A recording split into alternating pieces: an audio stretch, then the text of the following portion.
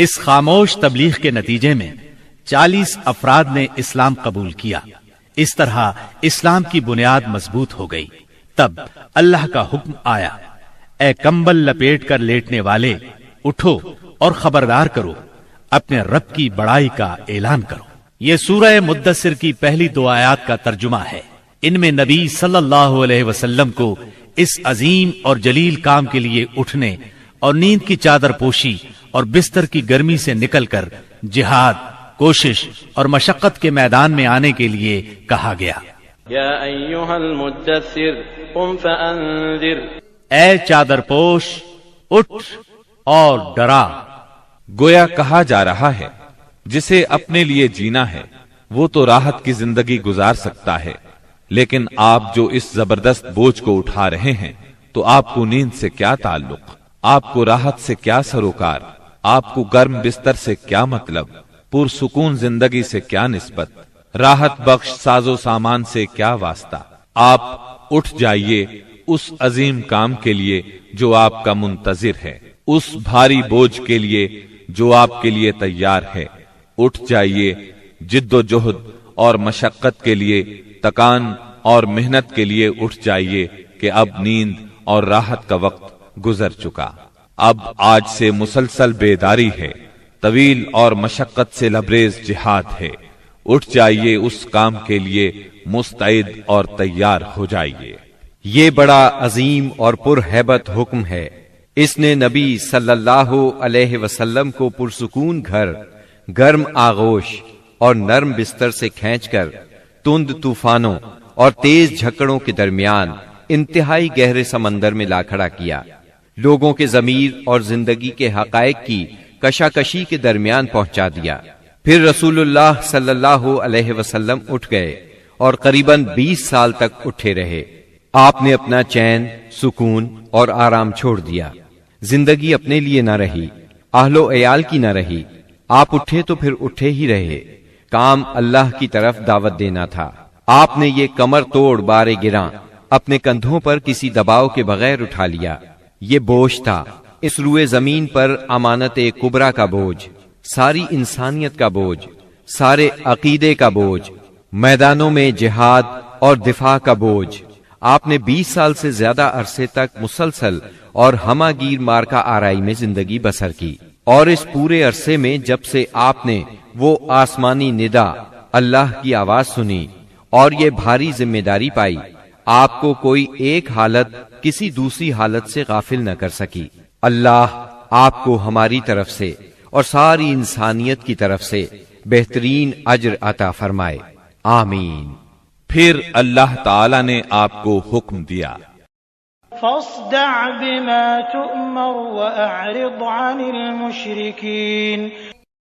اے نبی، جس بات کا آپ کو حکم دیا گیا ہے اس کا صاف صاف اعلان کر دیجئے اور مشرکین سے رخ پھیر لیجئے۔ پھر مزید حکم ہوا، وَأَنذِرْ عَشِيرَتَكَ الْأَقْرَبِينَ وَاخْفِضْ جَنَاحَكَ لِمَنِ اتَّبَعَكَ مِنَ الْمُؤْمِنِينَ۔ اور سب سے پہلے اپنے قریبی رشتہ داروں کو کفر اور شرک سے ڈرائیے، اور جو ایمان لے آئے اور آپ کی پیروی کرے اس کے ساتھ نرمی اور شفقت کا معاملہ فرمائیے۔ جب آپ کو عام دعوت دینے کا حکم دیا گیا اور یہ ہدایت نازل ہوئی کہ آپ اپنے قریب ترین عزیزوں کو سب سے پہلے اللہ کے عذاب سے ڈرائیں، تو آپ نے صبح سویرے کوہ صفا پر چڑھ کر بلند آواز سے پکارا، یا صباحا۔ عرب میں یہ صدا وہ شخص لگاتا تھا جو صبح کے جھٹپٹے میں کسی دشمن کو اپنے قبیلے پر حملہ کرنے کے لیے آتے دیکھ لیتا تھا۔ آپ کی یہ آواز سن کر لوگوں نے پوچھا، یہ کون پکار رہا ہے؟ بتایا گیا، یہ محمد کی آواز ہے۔ اس پر قریش کے تمام خاندانوں کے لوگ آپ کی طرف دوڑ پڑے۔ جو خود آ سکتا تھا وہ خود آیا، جو نہیں آ سکتا تھا اس نے اپنی طرف سے کسی کو بھیج دیا۔ جب سب لوگ جمع ہو گئے تو آپ نے قریش کے ایک ایک خاندان کا نام لے لے کر پکارا، اے بنی ہاشم، اے بنی عبد المطلب، اے بنی فہر، اگر میں تمہیں یہ بتاؤں کہ اس پہاڑ کے پیچھے ایک لشکر تم پر حملہ کرنے کے لیے تیار ہے تو کیا تم میری بات کو سچ مانو گے؟ کیونکہ میں ایسی جگہ کھڑا ہوں जहां से मैं इधर भी देख रहा हूं और उधर भी। सब ने यकजुबान होकर कहा, हम आपकी बात फौरन मान लेंगे।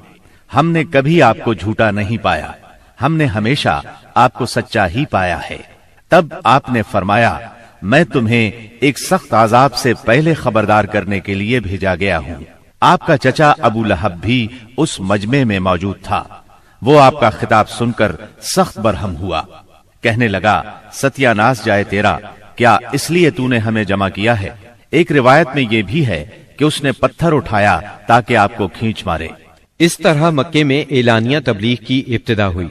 लोग मुसलमान होने लगे। मुसलमान होने वालों में ज्यादातर नौजवान लोग थे। इस तरह उनके बड़ों को बहुत दुख हुआ कि हमारी इजाजत और मर्जी के बगैर ये क्यों पुराने कौमी दीन से फिर गए।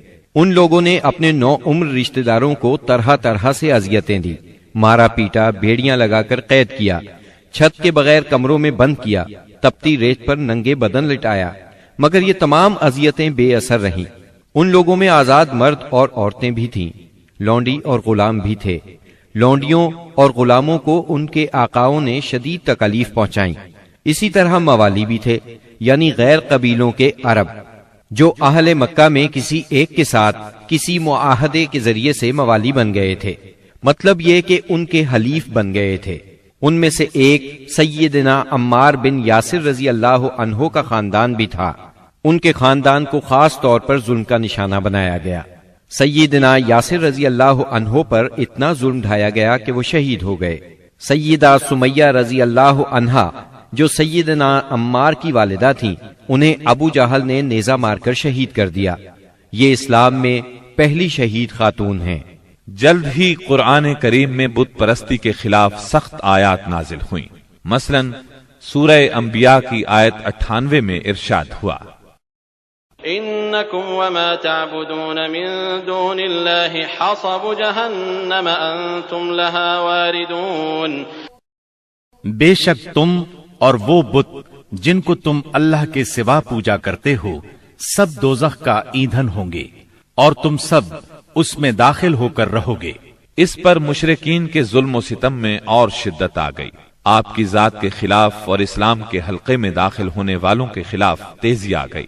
खास तौर पर अबू जहल और अबू लहब ने इंसानियत की हुदूद फलांग डाली। अलानिया तबलीग के बाद नबी सल्लल्लाहु अलैहि वसल्लम ने हरम में उस तरीके से नमाज शुरू कर दी जो अल्लाह ताला ने आपको सिखाया था, और यही वो चीज थी जिससे कुरैश ने पहली मर्तबा महसूस किया कि आप किसी नए दीन के दावेदार हैं। इस पर अबू जहल की जाहिलियत और भड़क उठी। उसने आपको धमकाना शुरू कर दिया। आपसे सख्त लहजे में कहा, हरम में इस तरीके से इबादत न करें। फिर अबू जहल ने कुरैश के लोगों से पूछा, क्या मुहम्मद तुम्हारे सामने जमीन पर इस तरह अपना मुंह टिकाते हैं? उन लोगों ने कहा, हाँ। इस पर उसने कहा, लात और उज़्ज़ा की कसम, अगर मैंने उसे इस तरह नमाज पढ़ते देख लिया तो मैं उसकी गर्दन पर अपना पांव रख दूंगा और उसका चेहरा जमीन पर रगड़ दूंगा। फिर ऐसा हुआ कि उसने आपको नमाज पढ़ते देख लिया। वो फौरन आपकी तरफ लपका। वो अपने ऐलान के मुताबिक आपकी गर्दन मुबारक पर अपना नापाक पांव रखना चाहता था कि उसी वक्त लोगों ने उसे घबराकर खौफजदा अंदाज में पीछे हटते देखा। वो अपने मुंह को किसी चीज से बचाने की कोशिश कर रहा था। लोगों ने उससे पूछा, तुझे क्या हुआ? इस तरह पीछे क्यों हटाया? उसने कहा, मेरे और उसके दरमियान अचानक आग की एक खंदक और कोई हौलनाक चीज थी और कुछ पर थे। उसकी ये बात किसी ने आपको बताई तो आपने फरमाया, अगर वो मेरे करीब फटकता तो फरिश्ते उसके चीथड़े उड़ा देते। सैयदना इब्ने अब्बास रजी अल्लाह अन्हो से रिवायत है कि रसूलुल्लाह सल्लल्लाहु अलैहि वसल्लम मकाम इब्राहिम पर नमाज पढ़ रहे थे। ऐसे में अबू जहल का उधर से गुजर हुआ। उसने कहा, ऐ मोहम्मद, क्या हमने तुम्हें इससे मना नहीं किया था? ये कहकर वो आपको धमकियां देने लगा। जवाब में आपने भी उसे सख्ती से झिड़क दिया। इस पर उसने कहा, ऐ मोहम्मद, तुम किस बल पर मुझे डराते हो? अल्लाह की कसम, इस वादी में मेरे हमायती सबसे ज्यादा हैं। एक दिन किसी जगह ऊंट ज़बह किया गया। अबू जहल ने उक़बा बिन अबी मुआयद को भेजा कि जाकर ओझड़ी उठा लाए, और जब आप सजदे में जाएं तो उसको आपकी पीठ पर रख दे। उसने ऐसा ही किया। वो इस कदर वजनी थी کہ آپ سجدے سے سر نہ اٹھا سکے۔ سیدہ فاطمہ رضی اللہ عنہا اس وقت بچی تھیں، انہیں اطلاع ملی تو وہ دوڑی آئیں اور اس غلیظ بوجھ کو آپ کی کمر مبارک سے اتارا۔ سیدنا عمرو بن عاص چشمدید واقعہ بیان کرتے ہیں، ایک روز نبی اکرم صلی اللہ علیہ وسلم خانہ کعبہ میں نماز پڑھ رہے تھے۔ عقبہ بن ابی معیط آیا، اس نے اپنی چادر کو لپیٹ دے کر آپ کی گردن مبارک میں ڈال دیا اور بل دینے لگا۔ جب اس نے بل پر بل دیے تو آپ کی گردن مبارک بھنج گئی۔ آپ اسی طرح اطمینان قلب سے سجدے میں پڑے رہے۔ اتنے میں سیدنا ابو بکر صدیق رضی اللہ عنہ وہاں پہنچ گئے۔ انہوں نے دھکے دے کر عقبہ بن ابی معیط کو ہٹایا اور ان سے فرمایا، أتقتلون رجلا أن يقول ربي الله وقد جاءكم بالبينات؟ کیا تم ایک ایسے شخص کو مارتے ہو اور صرف اس جرم میں کہ وہ کہتا ہے میرا پروردگار اللہ ہے، اور وہ تمہارے پاس روشن دلائل لے کر آیا ہے۔ ان کے ایسا کہنے پر چند شریر سیدنا صدیق اکبر رضی اللہ عنہ پر ٹوٹ پڑے اور انہیں خوب زد و کوب کیا۔ انہی واقعات پر سورہ علق کی آیات 6 تا 19 نازل ہوئیں، اور اسی سورت کی پہلی 5 آیات نازل ہونے کے بعد سب سے پہلے اسلام کا اظہار نبی کریم صلی اللہ علیہ وسلم نے نماز ہی سے کیا تھا، اور کفار سے آپ کی مٹ بھیڑ کا آغاز بھی حرم میں آپ کے نماز پڑھنے سے ہوا تھا۔ آیات یہ ہیں،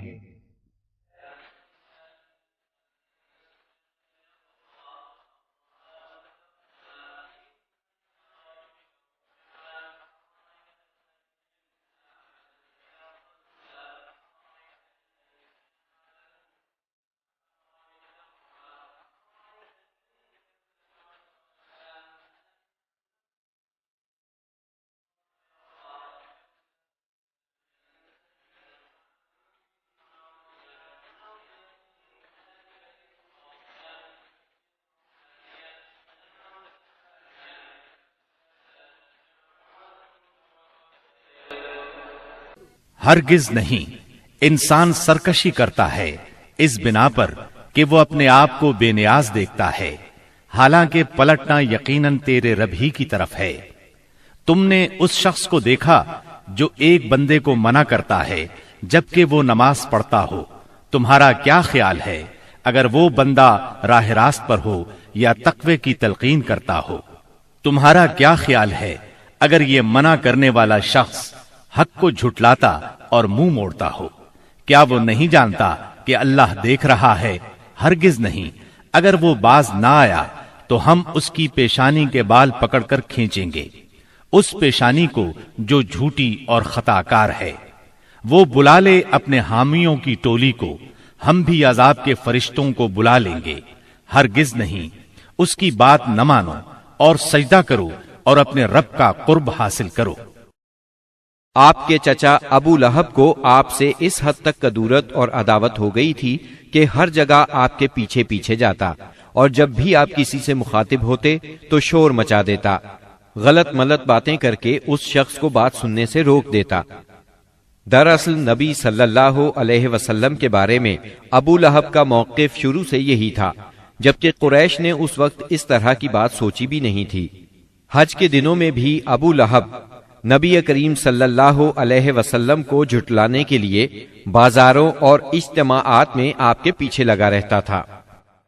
طارق بن عبداللہ محاربی کی روایت سے معلوم ہوتا ہے کہ یہ شخص صرف زبان سے جھٹلانے ہی پر اکتفا نہیں کرتا تھا بلکہ پتھر بھی مارتا تھا۔ ان پتھروں سے آپ کی ایڑیاں خون آلود ہو جاتی تھیں۔ بعثت سے پہلے ابو لہب نے اپنے 2 بیٹوں عتبہ اور عتیبہ کی شادی رسول اللہ صلی اللہ علیہ وسلم کی 2 صاحبزادیوں سیدہ رقیہ اور سیدہ ام کلثوم رضی اللہ عنہما سے کی تھی۔ جب آپ نے نبوت کا اعلان فرمایا، توحید کی تبلیغ کی، تو اس نے نہایت سخت رویہ اختیار کیا اور اپنے دونوں بیٹوں کو مجبور کیا کہ وہ آپ کی بیٹیوں کو طلاق دے دیں۔ چنانچہ ان دونوں نے طلاق دے دی۔ اسی طرح جب نبی صلی اللہ علیہ وسلم کے دوسرے صاحبزادے عبداللہ کا انتقال ہوا تو ابو لہب کو اس قدر خوشی ہوئی کہ وہ دوڑتا ہوا اپنے دوستوں کے پاس پہنچا اور انہیں یہ خبر سنائی کہ محمد معاذ اللہ ابتر یعنی نسل بریدہ ہو گئے ہیں۔ ابو لہب کی بیوی ام جمیل بھی رسول اللہ صلی اللہ علیہ وسلم کی دشمنی میں اس سے پیچھے نہیں تھی۔ اس کا نام اروا تھا جو حرب بن امیہ کی بیٹی اور ابو سفیان کی بہن تھی۔ یہ آپ کے راستے میں رات کے وقت کانٹے بچھا دیا کرتی تھی، بہت بد زبان تھی، فساد برپا کرنے والی تھی۔ قرآن میں اسے حمالۃ الحطب یعنی لکڑی ڈھونے والی کا لقب دیا گیا ہے۔ جب اسے معلوم ہوا کہ اس کی اور اس کے شوہر کی مذمت میں قرآن نازل ہوا ہے تو وہ رسول اللہ صلی اللہ علیہ وسلم کو تلاش کرتی ہوئی آئی۔ آپ خانہ کعبہ کے پاس مسجد حرام میں تشریف فرما تھے۔ سیدنا ابو بکر صدیق رضی اللہ عنہ بھی ساتھ تھے۔ اس کی مٹھی میں پتھر تھے۔ آپ کے سامنے آ کھڑی ہوئی تو اللہ تعالیٰ نے اس کی نگاہ پکڑ لی اور وہ رسول اللہ صلی اللہ علیہ وسلم کو نہ دیکھ سکی۔ البتہ ابو بکر صدیق اسے نظر آ رہے تھے۔ اس نے پوچھا، ابو بکر تمہارا ساتھی کہاں ہے؟ مجھے معلوم ہوا ہے کہ وہ میری حجب کرتا ہے۔ اللہ کی قسم اگر میں اس تک پہنچ گئی تو یہ پتھر اس کے منہ پر ماروں گی۔ دیکھو اللہ کی قسم میں بھی شاعرہ ہوں۔ یہ کہہ کر اس نے شعر پڑھا، مزممن عصینا وامرہ ابینا ودینہ قلینا۔ ہم نے مزمم کی نافرمانی کی، اس کے امر کو تسلیم نہ کیا اور اس کے دین کو نفرت اور حقارت سے چھوڑ دیا۔ اس کے بعد وہ واپس چلی گئی۔ سیدنا ابو بکر صدیق رضی اللہ عنہ نے عرض کیا، اے اللہ کے رسول، کیا اس نے آپ کو دیکھا نہیں؟ آپ نے فرمایا، نہیں، اس نے مجھے نہیں دیکھا، اللہ نے اس کی نگاہ پکڑ لی تھی۔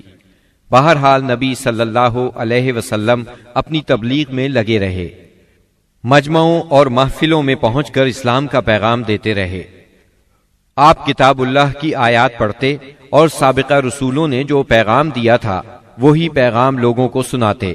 آپ فرماتے، یا قوم اعبدوا اللہ ما لکم من الہ غیرہ۔ اے میری قوم کے لوگو، اللہ کی عبادت کرو، اس کے سوا تمہارا کوئی معبود نہیں۔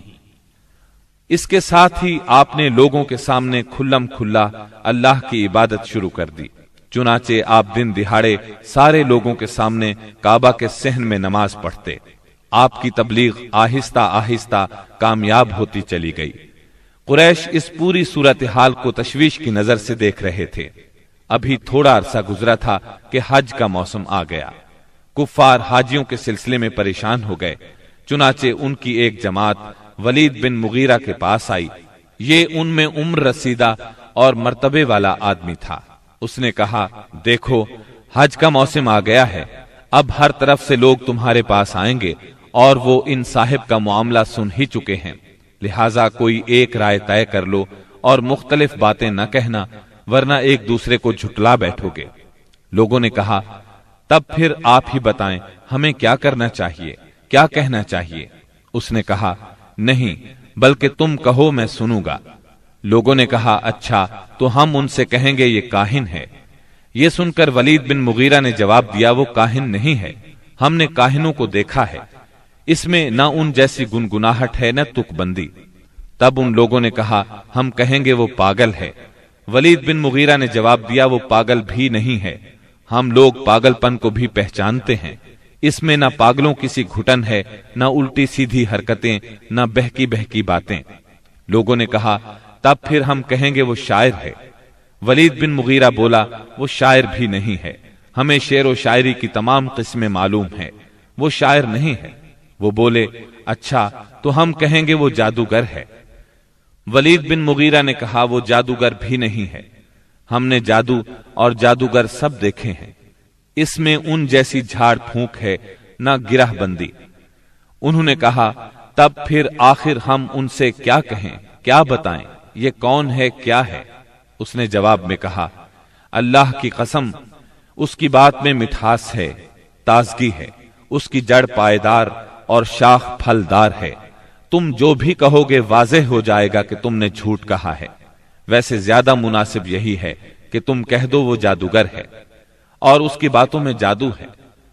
وہ اس کے ذریعے سے باپ بیٹے میں، بھائی بھائی میں، میاں بیوی میں، آدمی اور اس کے خاندان میں لڑائی کروا دیتا ہے، پھوٹ ڈلوا دیتا ہے۔ چنانچہ یہ بات طے کر کے وہ لوگ وہاں سے اٹھے۔ اب انہوں نے حج کے لیے آنے والوں کی راہوں میں بیٹھنا شروع کیا۔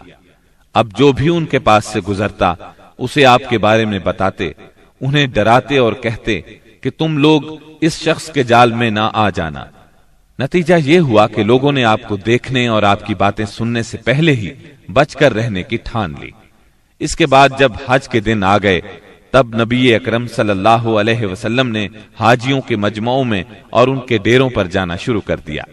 جا کر انہیں اسلام کی طرف بلانا شروع کیا۔ آپ فرماتے، لوگو لا الہ الا اللہ کہو، کامیاب ہو جاؤ گے۔ ادھر ابو لہب کا یہ حال تھا کہ وہ آپ کے پیچھے پیچھے لگا رہتا، آپ کو جھٹلاتا جاتا، تکلیف بھی پہنچاتا۔ اس طرح جب اس حج سے حاجی واپس لوٹے تو پورے عرب میں نبی صلی اللہ علیہ وسلم کا چرچا ہو گیا۔ قرآن مجید کی سورہ المدثر کی آیات 11 تا 26 میں اس واقعے کی طرف نشاندہی کی گئی ہے۔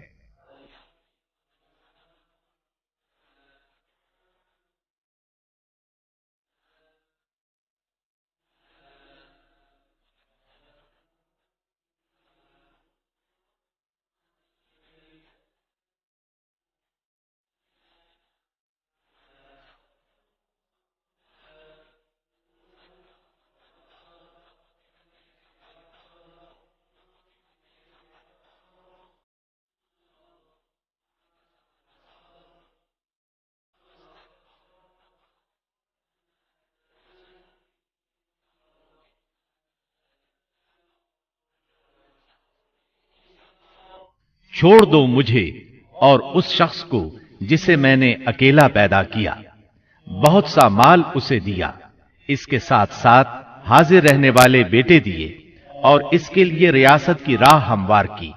پھر وہ طمع رکھتا ہے کہ میں اسے اور زیادہ دوں گا۔